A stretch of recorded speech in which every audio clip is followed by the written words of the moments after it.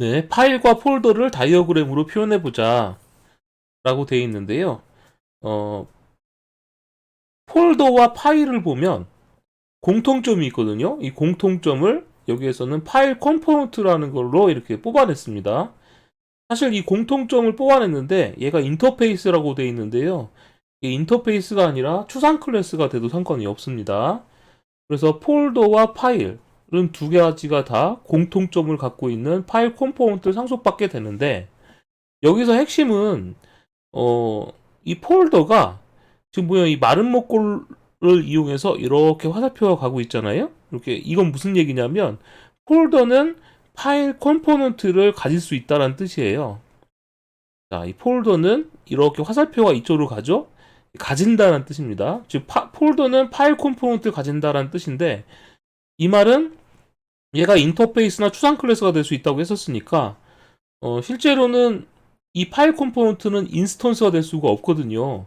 이 파일 컴포넌트는 인스턴스가 될 수 없고 이 파일 컴포넌트를 구현하거나 상속받고 있는 파일이나 폴더가 이제 인스턴스가 될 수 있죠. 즉 그 말은 폴더가 파일 컴포넌트를 가진다는 말은 폴더는 이 파일 컴포넌트를 상속받거나 구현하고 있는 폴더나 파일들을 가질 수 있다 이런 뜻입니다. 그래서 이 파일 컴포넌트를 가짐으로써 그거의 자식들을 다 가질 수 있다. 일체화시킨다. 이런 식이라고 보시면 되겠죠. 그래서 이런 형식으로 이제 만드는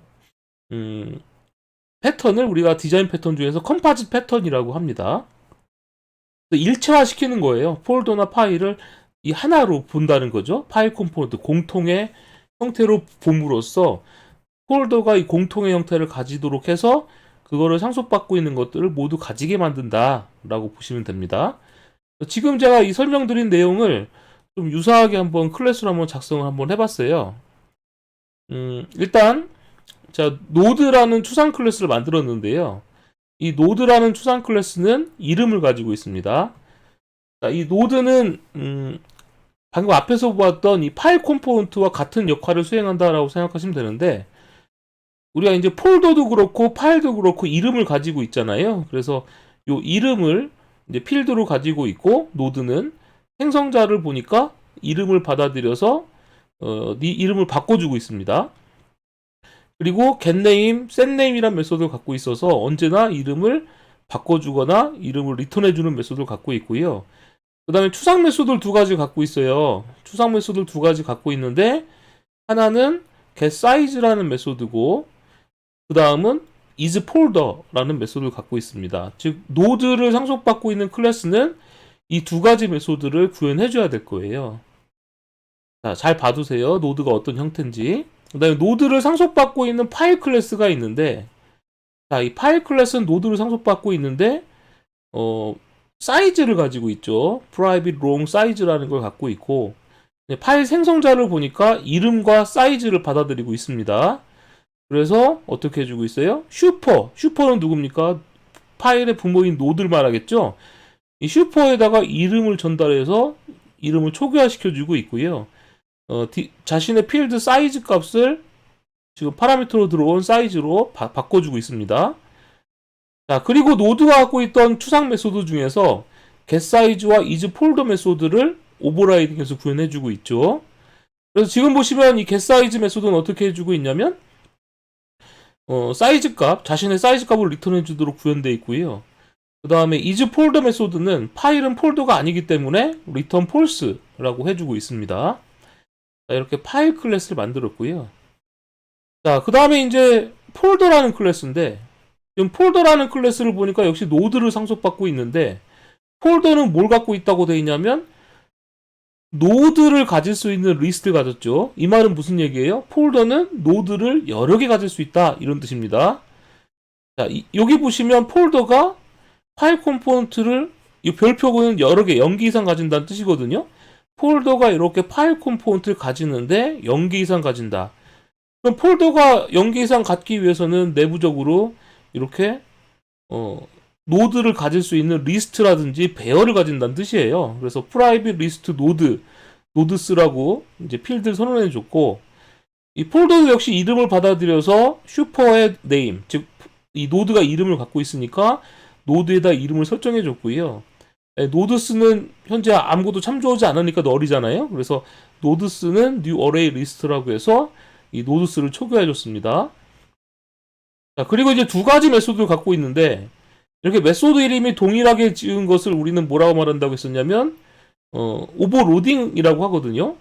근데 add 메소드인데 어때요? 파일과 폴더를 받아들이고 있죠. 파일과 폴더를 받아들여서 노드스에다가 둘 다 add 해주고 있습니다. 노드스는 이 리스트 타입이잖아요. 노드를 가질 수 있는 리스트 타입이기 때문에 이 말은 노드의 자식들을 다 가질 수 있다 이런 뜻이죠. 그래서 노드스 add에서 지금 파라미터로 들어온 파일을 저장하거나 파라미터로 들어온 폴더를 저장할 수가 있는 겁니다.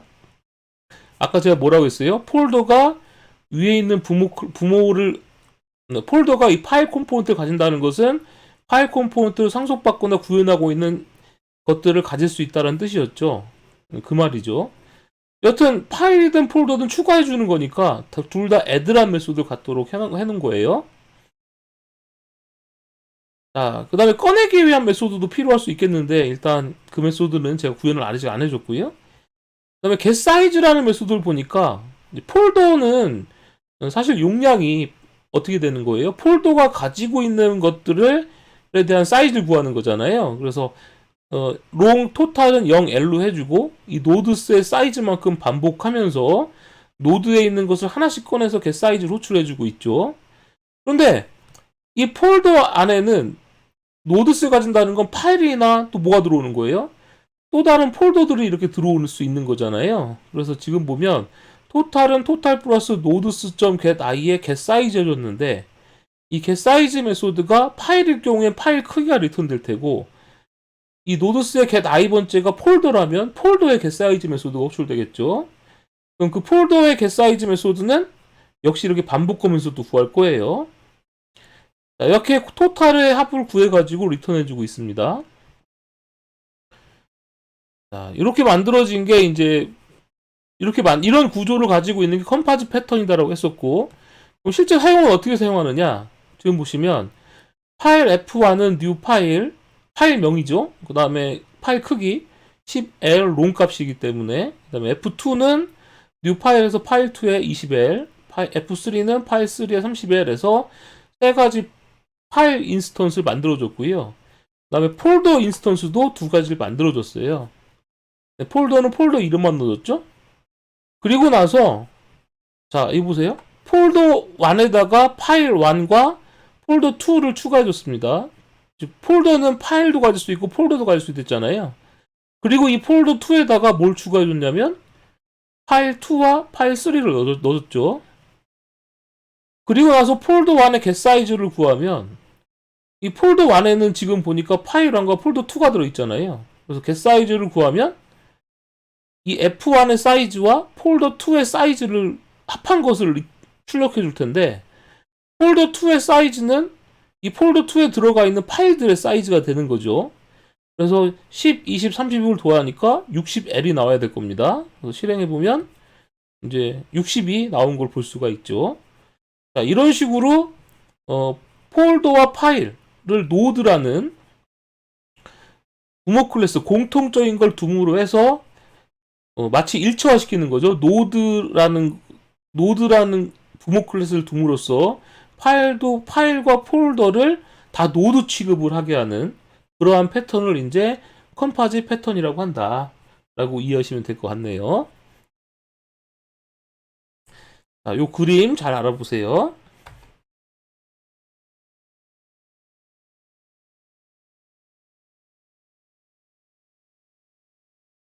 자, 여러분들 질문 있으세요?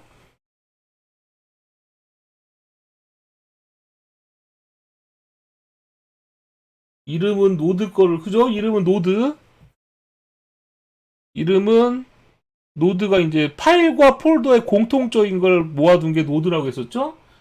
그래서 이제 이름을 가지도록 한 거죠. 그 다음에 getSize와 isPolder 메소드는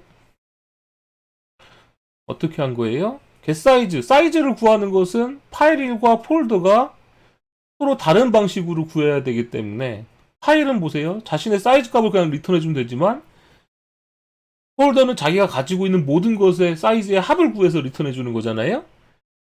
즉 자식 쪽에서 구현을 해줘야 되는 부분이기 때문에 추상 메소드를 해준 거죠. is 폴더도 마찬가지고.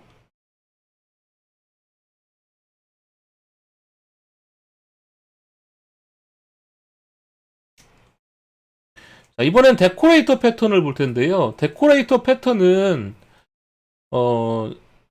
여기 보시면 위에 있는 이 세 가지 부분을 보면 누구랑 똑같냐면 방금 전에 본 컴파지 패턴과 똑같아요.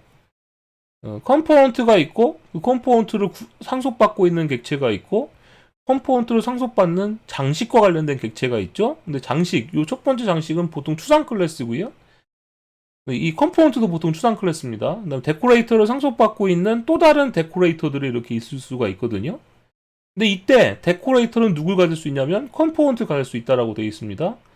이 말은 데코레이터와 컴포넌트를 가진다는 것은 이 컴포넌트를 상속받고 있는 것들을 다 가질 수 있다. 이런 뜻이라고 보시면 됩니다. 자, 이 예제를 데코레이터를 실제로 한번 보기 위해서 이런 예제를 한번 만들어 봤어요. 쉐이프라는 클래스가 있고요. 추상 클래스입니다. 이 쉐이프라는 클래스를 상속받고 있는 서클과 렉텅글이라는 클래스가 있는 거예요. 그리고 이 서클과 렉텅글을 장식해 줄 수 있는 쉐이프 데코레이터, 그 다음에 레드 쉐이프 데코레이터 이런 것들이 있는 거죠. 자, 그럼 서클과 렉텅글은 실제 독립적으로 이렇게 있을 수 있는데 내가 렉텅글을 이제 감싸가지고 장식을 해주고 싶은 거예요. 그러면 자, 생각해 보세요. 장식의 입장으로 봤을 때는 내가 장식할 대상을 가지고 있어야 되는 거잖아요. 내가 장식할 대상을 가지고 거기를 감싸주기 때문에 이렇게 가지는 관계로 표현을 한 겁니다. 네, 이러한 이제 구조를 한번 실제로 클래스로 한번 표현을 해보면, 실제 구현해보면, 일단 쉐이프라는 클래스를 보면은요, 퍼블릭 앱스트랙트 클래스 쉐이프라고 해서 추상 클래스를 갖고 있고, 얘는 드로우라고 불리는 추상 메소드를 갖도록 해놨습니다. 그래서 이 쉐이프를 상속받고 있는 클래스는 다 이 추상 메소드를 구현해줘야겠죠. 예를 들면 서클 같은 경우에도 쉐이프 추상 클래스 상속받고 나서 드로우 메소드가 오버라이딩 되어 있는데 쉐이프 서클이라고 출력해주고 있고요. 그 다음에 렉텅글 클래스도 역시 쉐이프를 상속받으면서 드로우 메소드에서는 이렇게 렉텅글을 출력해주고 있습니다. 그러니까 쉐이프를 상속받고 있는 렉텅글, 쉐이프를 상속받고 있는 서클, 요 그림으로 이렇게 표현이 된 거예요. 그런데 장식은 그럼 어떻게 생겼느냐? 쉐이프 데코레이터라는 클래스인데, 자, 얘도 역시 쉐이프를 상속받고 있습니다. 그리고 뭘 가질 수가 있어요? 지금 보니까 자, 쉐이프를 상속받으면서 쉐이프를 가질 수 있다. 필드로 선언해줬죠. 쉐이프 타입의 데코레이터 쉐이프라는 것을 가질 수 있다라고 해놨습니다. 그럼 쉐이프를 가질 수 있다는 건 무슨 뜻이냐? 쉐이프를 가질 수 있다는 것은 이 쉐이프를 상속받고 있는 서클 렉텅글 혹은 쉐이프를 상속받고 있는 이 쉐이프 데코레이터나 레드 쉐이프 데코레이터 이 쉐이프를 상속받고 있는 거라면 요 모든 것들을 다 가질 수 있다는 뜻이 되는 거예요. 근데 얘도 추상 클래스네요. 그래서 쉐이프 데코레이터는 내가 장식할 대상을 어디로 받아들여요? 내가 장식할 대상을 생성자로 쉐이프를 받아들여서 this.decorate shape는 decorate shape라고 해서 생성자로 받아들인 것을 필드로 초기화를 해줬고요. 그 다음에 드로우 메소드를 보면 누구를 사용하고 있냐면 decorate shape의 드로우라고 해서 내가 장식할 대상이라고 했었죠. 이 decorate shape가 갖고 있는 드로우 메소드를 호출해주고 있습니다. 그러니까 이 쉐이프 데코레이터에다가 지금 쉐이프를 받아들인다는 건 아까 보았던 이 서클이 있었죠. 이 서클 인스턴스를 여기다 넣어주게 되면 이 서클에 드로우가 호출된다는 뜻이겠 거예요. 근데 얘는 추상 클래스니까 뭐가 될 수 없습니까? 인스턴스가 될 수 없는 거죠.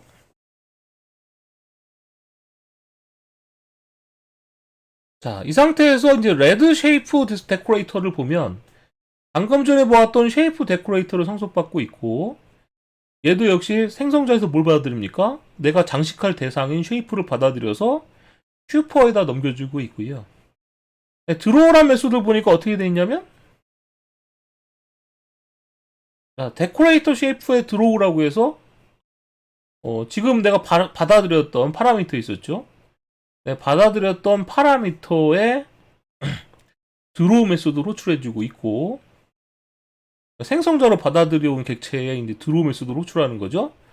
그리고 나서 이제 set red 보더라고 해서 자신이 갖고 있는 프라이빗 메소드로 호출해줬습니다.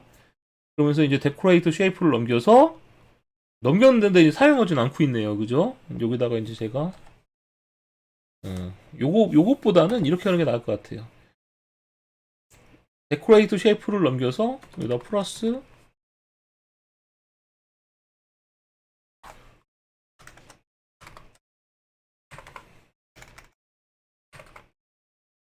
이렇게 해주고 이렇게 할게요. 레드 장식을 해주는 거니까 레드 스타트 엔드라고 해주고 이 안에서 데코레이트 쉐이프의 드로우 이렇게 호출해 주도록 하겠습니다. 그러면 이 레드 쉐이프 데코레이터가 호출되면 드로우 메소드가 호출되는데 레드 스타트가 호출되고 기존의 데코레이터 쉐이프가 호출되고 그다음에 레드 엔드가 호출되는 거죠. 자, 이와 마찬가지로 이제 제가 그린 쉐이프 데코레이터도 한번 만들어 볼게요. 그린이라고 해서 얘도 쉐이프 데코레이터 상속받고 있는 건데 그린 쉐이프 데코레이터고요. 얘는 이제 똑같이 장식을 하는 건데 그린이라고 해주고 얘는 별표로 찍어줄게요.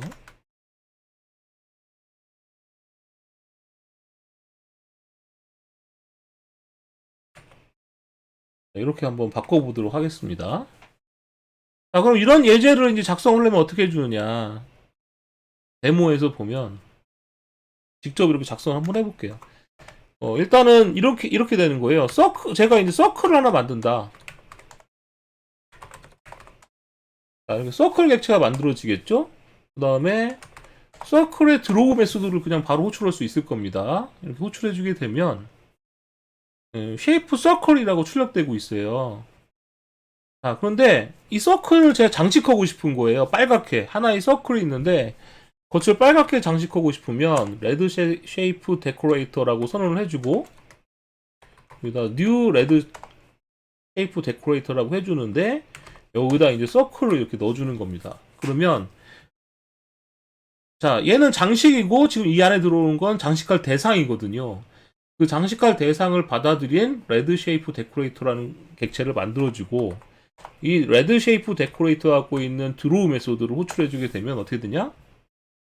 실행해보면 지금 보시면 장식 마치 이제 얘는 뭐예요? 파라미터로 들어온 서클 객체잖아요. 이 서클 객체를 감싼 거죠. 뭐로 감쌌어요? 레드로 감싼 형태로 이렇게 출력이 되고 있는 겁니다. 근데 만약에 지금 내가 이렇게 얘는 지금 뭐예요?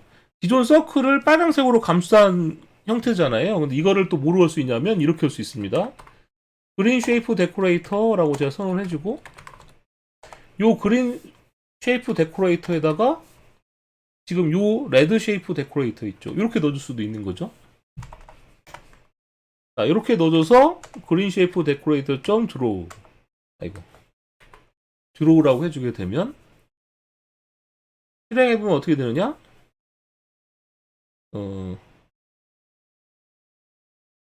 요거 드로우는 제가 잠깐 주소문 처리하고 다시 실행해 볼게요. 실행하면 기존 서클이 있었고 그 서클을 누구로 감쌉니까? 레드로 감싸주고 그걸 또 그린으로 감싸주죠. 자, 이렇게 됩니다. 이거를 한번 이번엔 이렇게 한번 작성해 볼게요. 같은 코드인데 쉐이프는 new 해준 다음에 쉐이프는 추상 클래스니까 이 뒤에 나오는 거 누가 나올 수 있냐면 쉐이프를 상속받고 있는 객체가 나올 수 있는 거잖아요. new green shape decorator, new red shape decorator, new rectangle. 자, 이렇게 해주고 나서 shape.draw 이렇게 해주겠습니다. 그러면 실행해보면 어때요? 아까 본 것처럼 이런 식으로 나오죠? 자, 여러분한테 이걸 왜 보여드렸느냐? 일단 익셉션 처리제가 안 해주고요. 이런 코드를 보도록 하겠습니다. input stream 이는 new data input stream new file input stream a.txt. 자, 이런 코드를 보자 이거예요. 자바 IO에서는 이런 식의 이제 인스턴스 만드는 방법이 나오는데, 자바 IO에서는 이 그림에서 보면 여기 쉐이프 있었죠? 이 쉐이프의 역할을 하는 게 누구냐? 쉐이프의 역할을 하는 게 누구냐면 인풋 스트림이에요. 수상 클래스죠. 자, 그리고 렉텅글. 여기서 보면 제가 렉텅글 클래스 넣었잖아요. 이 렉텅글 클래스 역할을 수행하는 게 누구냐면 파일 인풋 스트림이 되는 거고요. 지금 여기에서 이제 장식 역할을 해주는 레드 쉐이프 데코레이터 역할을 수행하는 건 누구냐면 데이터 인풋 스트림이 이제 레드 쉐이프 데코레이터 역할을 수행하는 겁니다. 지금 보시면 데코레이터 패턴 같은 경우에는 이렇게 쉐이프를 가질 수 있는 것들 있죠? 이렇게 쉐이프를 가질 수 있는 것들, 이 쉐이프 데코레이터, 레드 쉐이프 데코레이터, 얘가 장식의 역할을 수행하는 거고, 쉐이프를 상속받으면서 쉐이프를 가지지 않는 애들 있죠? 얘네들이 누구냐면 주인공 역할을 수행해 주는 거예요. 즉 장식할 대상이 되는 겁니다. 자, 이런 형태로 만들어진 게 누구냐면 자바 IO 패키지예요. 자바 IO 패키지입니다. 그래서 여러분들께서는 자바 IO를 잘 아시려면 이 주인공과 장식을 구별할 수 있어야 한다. 왜냐면 자바 IO는 데코레이터 패턴으로 만들어졌으니까. 그런 내용을 이해하셔야 된다라는 거죠. 자, 지금 내용 혹시 질문 있으시면 질문해 주세요.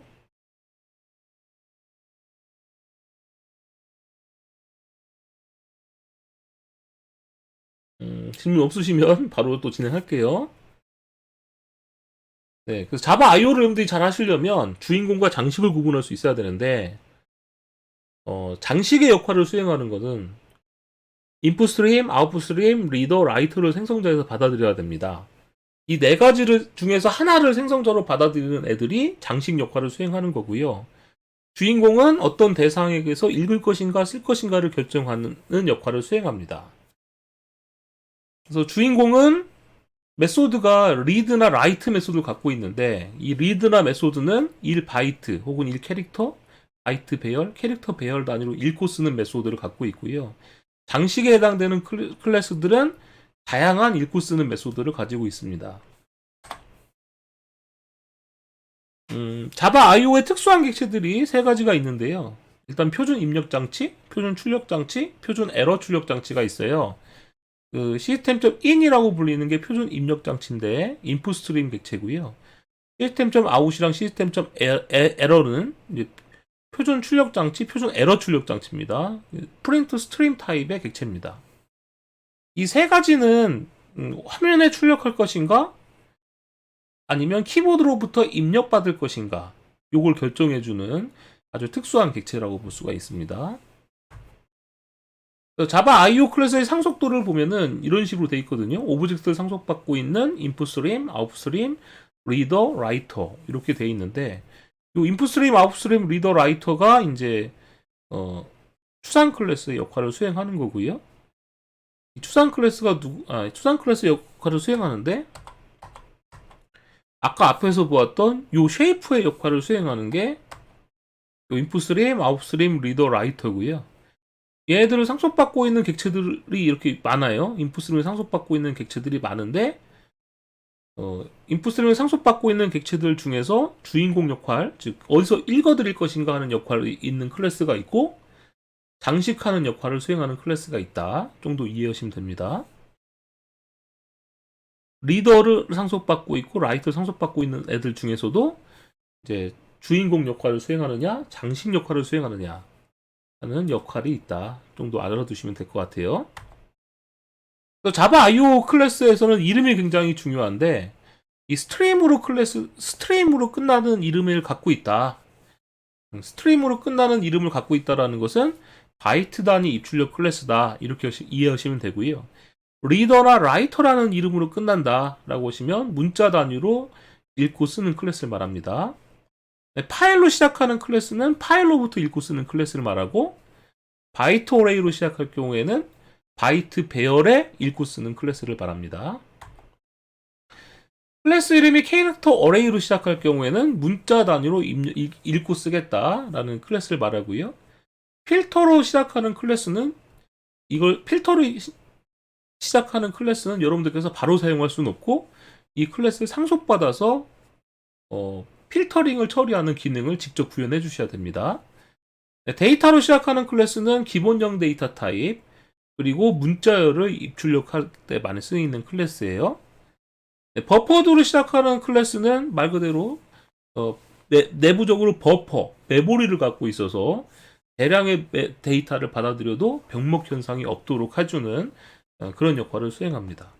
랜덤 액세스 파일은 읽고 쓰기를 다 할 수 있는 클래스거든요. 그래서 파일에서 임의의 위치의 내용을 읽거나 쓸 때 이 랜덤 액세스 파일을 사용합니다. 여러분들이 자바 IO 클래스를 사용하실 때는 생성자 부분을 굉장히 잘 보셔야 됩니다. 그래서 생성자 부분을 잘 보셔야 되는데 이 장식에 해당되는 클래스는 생성자를 딱 보면 인풋 스트림이나 아웃풋 스트림이나 리더나 라이터를 받아들입니다. 이 장식만을 가지고서는 읽고 쓸 수가 없어요. 장식만 가지고서는 읽고 쓸 수가 없고, 즉 인풋 스트림이나 아웃풋 스트림이나 리더나 라이터 이걸 받아들이는 클래스가 있다 하면 그 클래스만으로는 입출력을 할 수가 없습니다.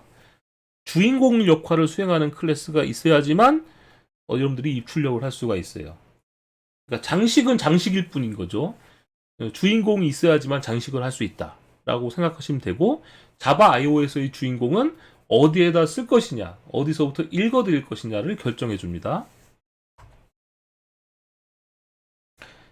그래서 자바 IO를 잘 다루려면 여러분들께서는 API를 한 번쯤은 읽으셔야 됩니다. 자, 키보드로부터 한 줄씩 입력받아 화면에 출력하시오. 이런 문제가 나오면 어떻게 해주셔야 되느냐. 예제를 한번 보면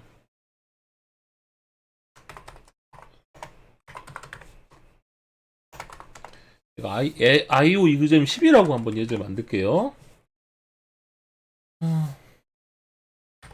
키보드로부터 한 줄씩 입력받는다 라고 하시면 여러분들께서는 한 줄씩 입력받는다라는 기능을 사용하려면 버퍼드 리더의 리드라인 메소드를 사용해야 됩니다.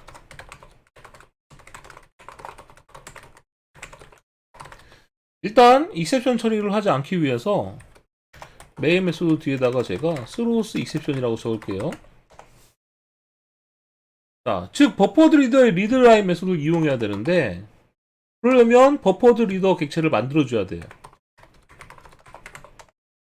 자, 버퍼드 리더 객체 만들어주고 br.readline 이라고 해주게 되면 이 리드라인 메소드가 한 줄을 읽어드려서 이렇게 리턴해주게 됩니다. 그래서 그 리턴 받은 값을 출력해주면 되는 거예요. 자, 출력을 하고 이 버퍼드 리더를 다 사용하시면 클로즈를 해줘야 됩니다. 근데 이제 문제는 뭐냐, 버퍼드 리더는 장식 역할을 수행하는 클래스예요. 즉 버퍼드 리더는 파라미터로 뭐가 들어와 있냐면 리더를 받아들입니다. 리더.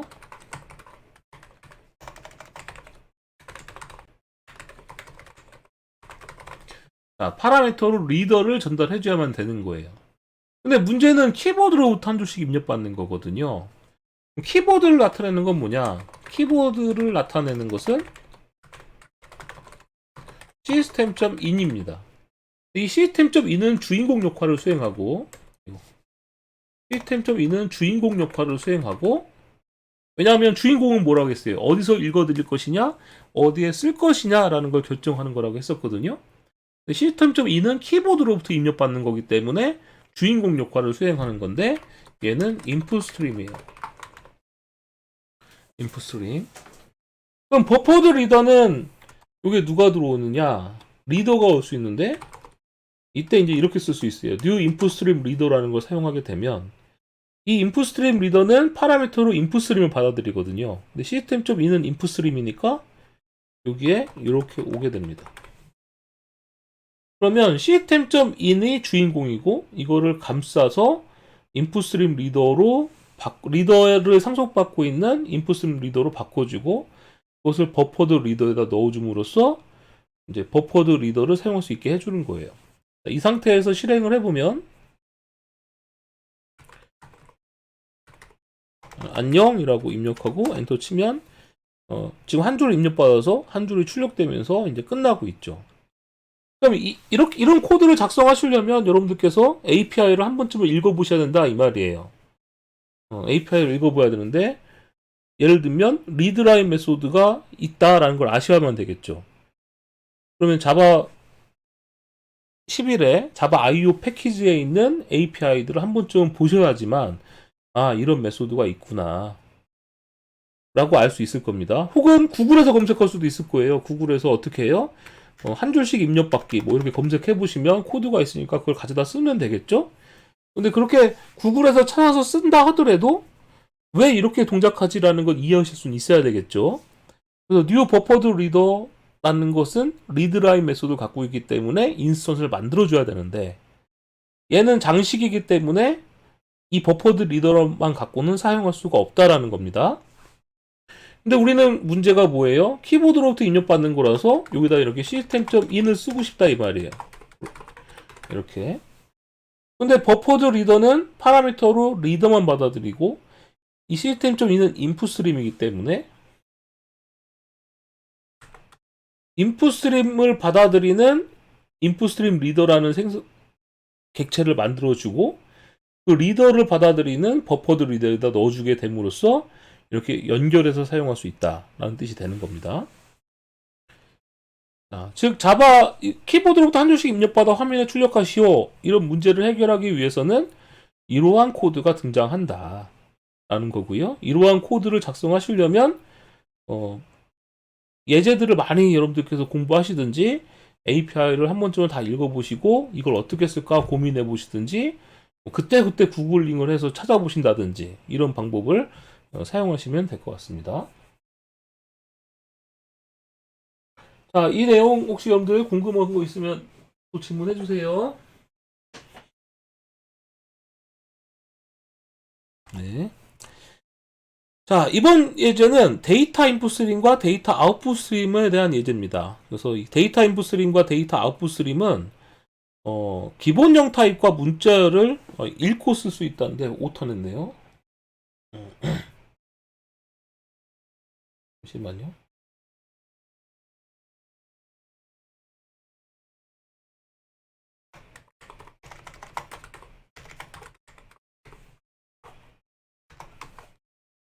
네.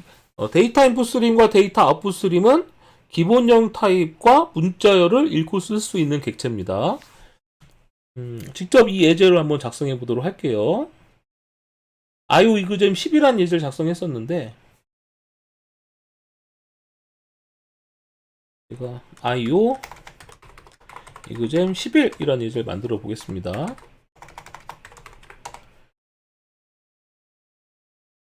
익셉션 처리를 하지 않기 위해서 메인 메소드에다가 throws exception을 적어주고요.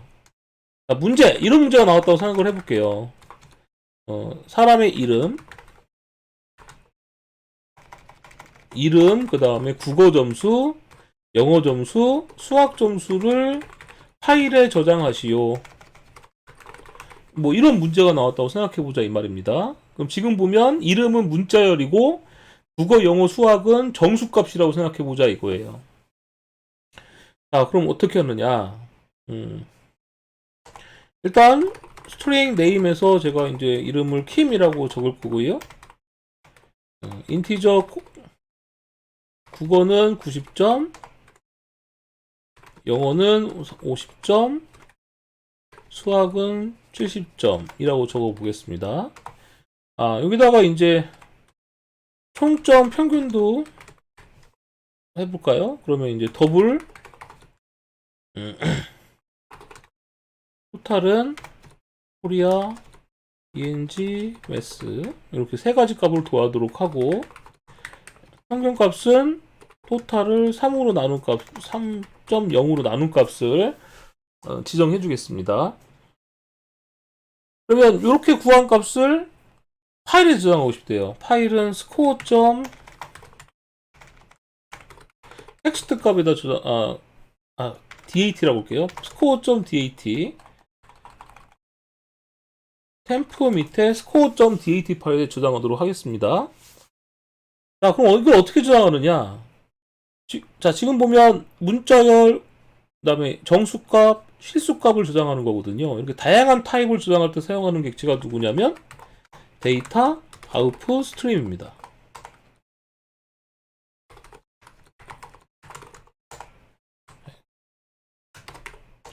자, 데이터 아웃풋 스트림인데 이 데이터 아웃풋 스트림은 파라미터로 뭘 받아들이냐면 아웃풋 스트림을 받아들여요.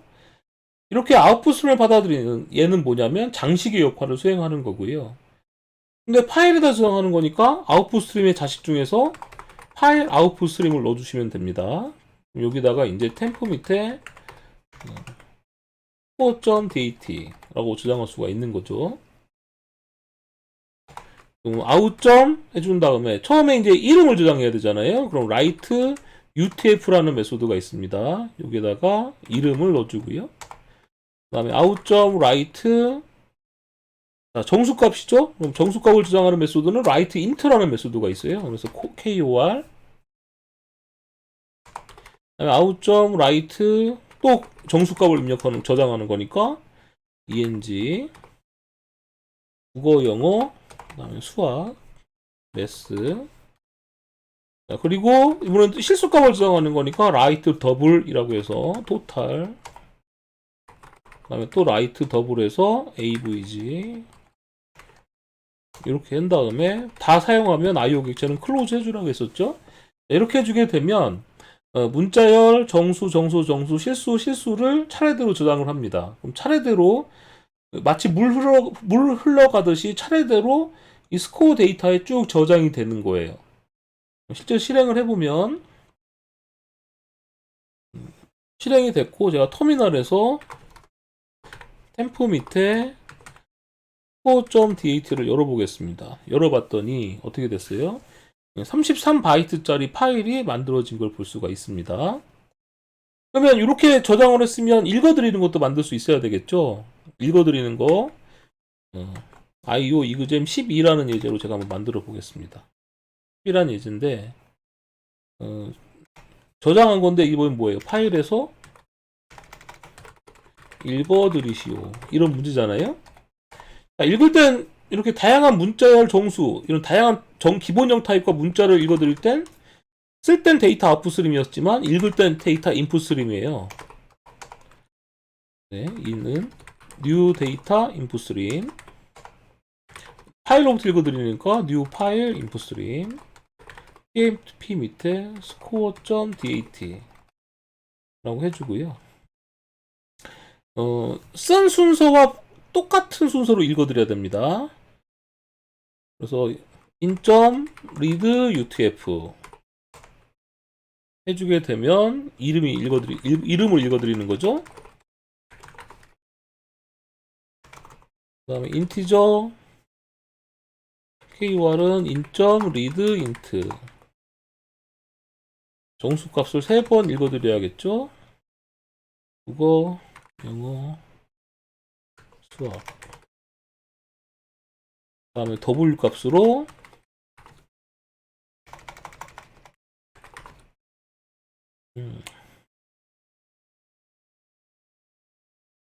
토탈은 in.read 더블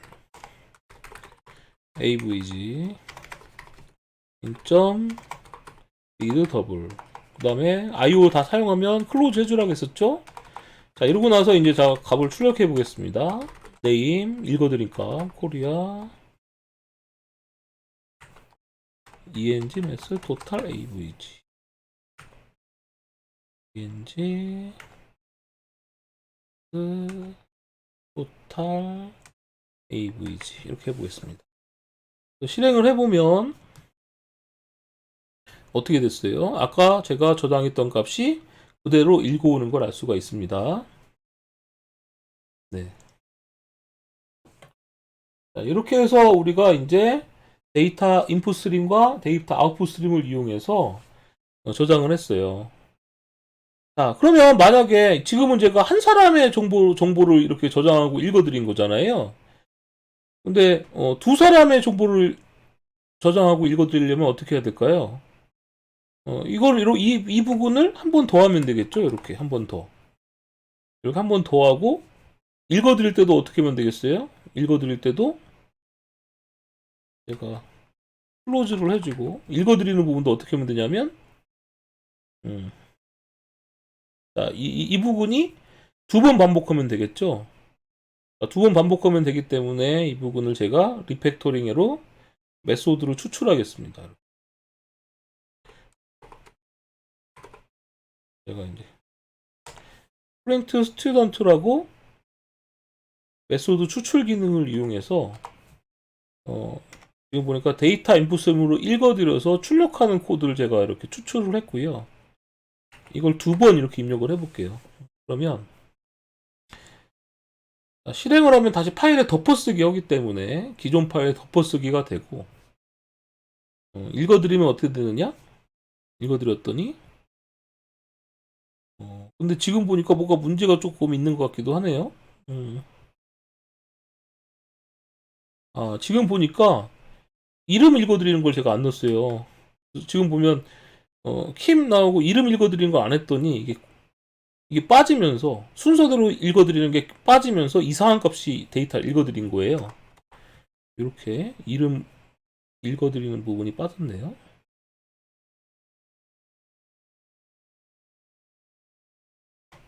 이렇게 돼야 되는데 아까 제가 잘못해서 네, 이렇게 수정을 해주고 다시 실행해보면 이렇게 두 사람의 정보를 읽어왔죠. 순서대로 읽어오는 게 굉장히 중요하다 라는 걸 여러분들한테 말하고 싶네요. 자, 이번에 볼 예제는 바이트 어레이 인풋 스트림, 바이트 어레이 아웃풋 스트림입니다. 바이트 어레이 인풋 스트림과 바이트 어레이 아웃풋 스트림은 바이트 배열로부터 데이터를 읽고 쓰는 클래스예요.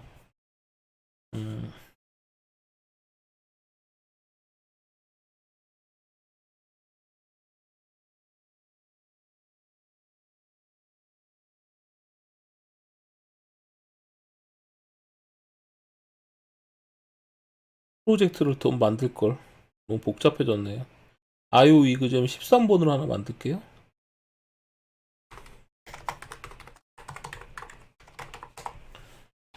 자, 이렇게 클래스가 만들어지니까 패키지가 이제 나눠놨으면 좀 편했을 것 같아요. 그죠? 네, 패키지는 관련된 클래스들을 모은다라고 이야기했었죠.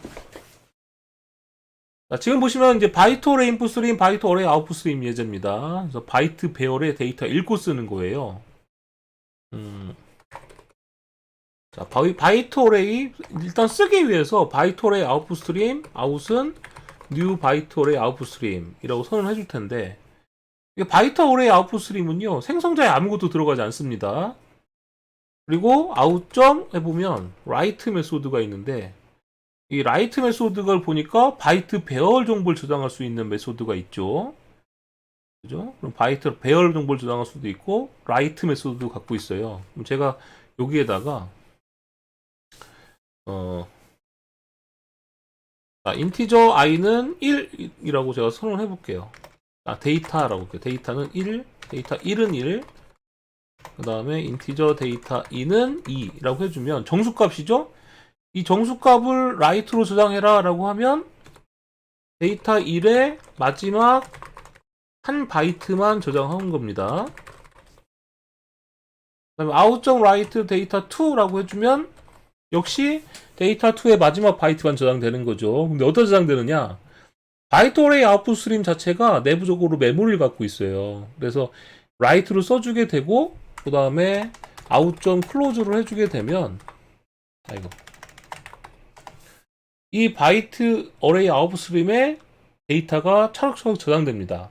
일단 익셉션 처리를 안 해주기 위해서 스로우스 익셉션 적어줄게요. 그러면 이렇게 해주면 바이트 어레이 아웃풋 스트림에 그대로 바이트를 저장한다. 그럼 저장된 데이터를 꺼내오를 때 어떻게 쓰냐면 out.to 바이트 어레이 해주면 이 아웃에 저장한 바이트 배열 값을 읽어올 수 있어요. 여기에 바이트 배열 어레이 지금 2바이트를 저장했으니까 실제로 어레이의 랭스를 한번 해보면 출력을 해볼게요. 출력을 해보면 2바이트 값이 나오는 걸 볼 수가 있고요. 어레이의 0번째 값이랑 1번째 값을 출력해보면 어떻게 될까요? 출력해보면 1, 2가 나오는 걸 볼 수가 있죠. 즉 바이트 어레이 아웃풋 스트림에다가 데이터를 막 저장을 하면 메모리상에 저장이 된다. 그리고 데이터 저장을 끝마치고 나서 to 바이트 어레이 메소드로 출하게 되면 메모리상에 저장된 바이트 배열을 리턴해준다 라고 여러분들 이해하시면 됩니다.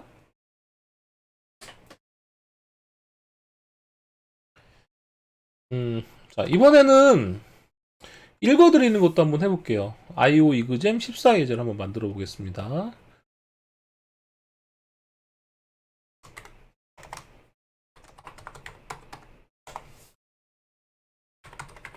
역시 익셉션 처리를 안 해주려고요. 이렇게 메인 메소드 뒤에다 스로우스 익셉션 넣어주고요. 바이트 어레이 인풋 스트림 이는 new 바이트 어레이 인풋 스트림 해주는데 이 바이트 어레이 인풋 스트림은 말 그대로 바이트 배열로부터 읽어드리는 거거든요. 그래서 여기에 바이트 배열을 넣어주셔야 됩니다. 바이트 배열 어레이는 new 바이트 두 개짜리 제가 배열을 만들어 줄게요. 그 다음에 어레이의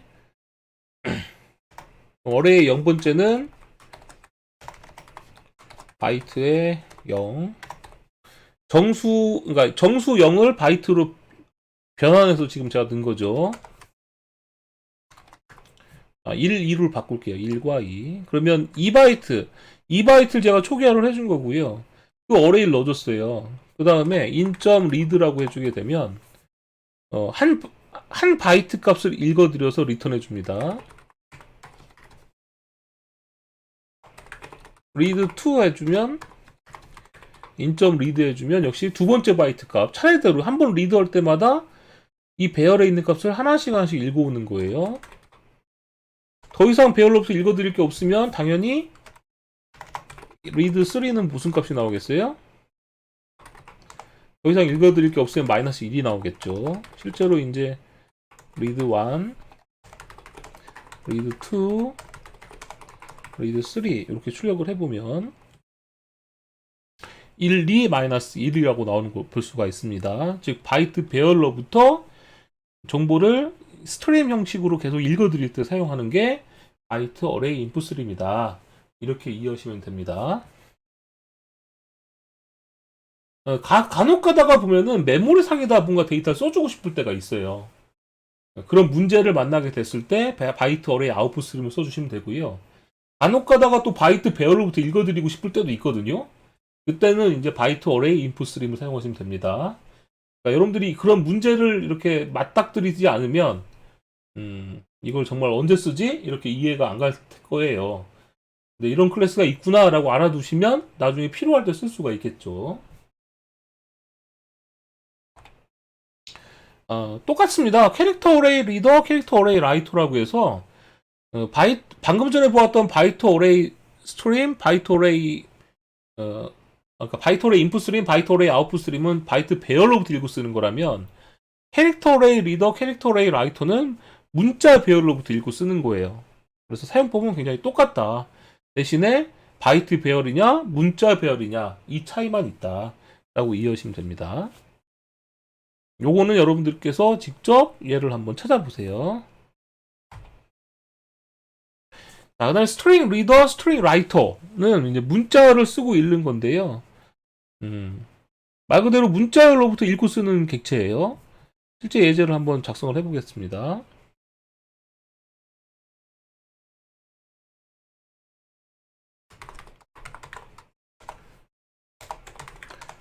역시 exception 처리를 안 해주려고 throws exception이라고 적어주고요. string writer라고 한번 out은 new string writer라고 선언을 해줄게요. 아웃점이라고 적어보면 이 write 메소드에 보니까 스트링을 지금 받아들이는 메소드가 있잖아요. 그래서 write 한 다음에 제가 hello out.write world out.write 느낌표라고 해주고 클로즈를 해줄게요. 스트링 라이터도 지금 생성자에 아무것도 안 들어왔죠? 이렇게 생성자에 아무것도 안 받아들이는 IO 객체는 메모리에 쓴다, 이렇게 이해하시면 될 것 같아요. 그래서 아웃이 갖고 있는 메소드 중에서 보면 toString 메소드를 갖고 있습니다. 그래서 string str은 이라고 받아들인 다음에 출력을 해볼게요. 자, 실행을 해보면 제가 write로 쓴 내용이 toString 해주면 전체가 합쳐진 문자열로 이렇게 나오는 걸 볼 수가 있죠. 그래서 hello world 느낌표라고 출력되는 걸 볼 수가 있습니다. 이번엔 16번째 예제. 자, 이번엔 스트링 리더를 한번 볼게요. 자, 스트링 리더를 보면은 얘는 파라미터로 뭐가 들어오냐? 파라미터로 문자열이 들어와요. 자, 요 문자열에 방금 전에 보았던 hello world 느낌표를 넣어보겠습니다. 자, 이러면 인점 해주고 나서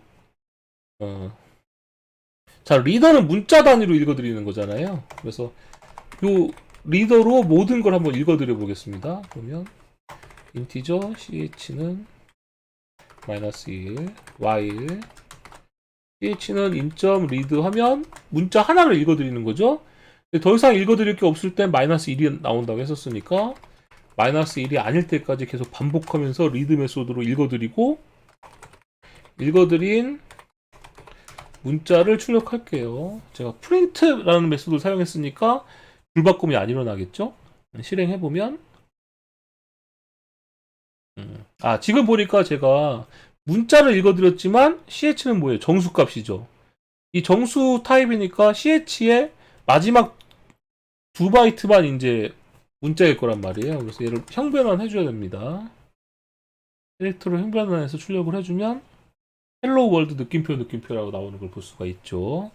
즉 이러한 문자를 IO 스트림을 이용해서 리드 메소드로 더 이상 읽어드릴 게 없을 때까지 읽어드리면서 출력을 해주는 그런 예제다 라고 볼 수가 있습니다. 그래서 아까 앞에서 보았던 뭐랑 많이 흡사해요. 바이트 어레이 인풋 스트림, 바이트 어레이 아웃풋 스트림과 사용 방법이 많이 흡사하죠. 근데 얘는 이제 toString 메소드를 이용해서 저장한 데이터를 몽땅 갖고 온다거나 아니면 toByte 어레이를 이용해서 저장된 바이트 페어를 몽땅 갖고 온다거나 이런 이제 예제다라고 볼 수가 있습니다.